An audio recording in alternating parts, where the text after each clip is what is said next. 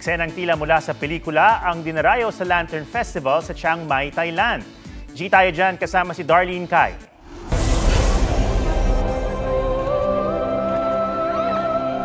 Unti-unting nagliwanag ang himpapawid, hindi dahil sa mga tala, kung hindi sa libu-libong lantern na sabay-sabay ipinaubaya sa langit. Ito ang Yipeng Lantern Festival ng Chiang Mai, Thailand.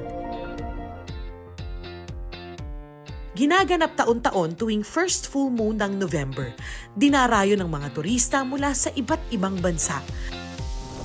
Dream come true daw para sa Pinoy traveler na si Denver na masaksihan ng makulay na tradisyon ng Chiang Mai.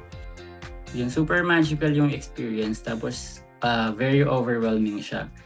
Especially yung pag nakita mo na yung lantern sa langit, and then lahat ng tao masaya, ang dami nagyayakapan sa paligid. Parang punong-puno ng love and hope yung paligid kapag nandun ka na.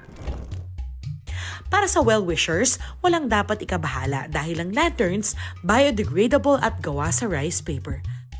Lilipad lang yan for 15 minutes. So since nasa gitna kami ng bundok, kapag bagsak nun, wala na yung apoy. So hindi siya makakasunog ng puno.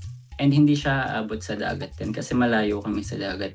So lahat ng lanterns na pinalipad doon, babagsak lang siya sa isang lugar, and then dinadampot din siya ng organizers. Sobrang pasalamat lang ako na na-experience ko yung event na yun and yung moment na yun. Para sa mga nangangarap ding ma-experience ang Lantern Festival, magplano sila ahead of time. Kasi ubusan ng ticket yan. Kapag nandun na kayo sa event, be present and be in the moment. Kasi super magical ng experience.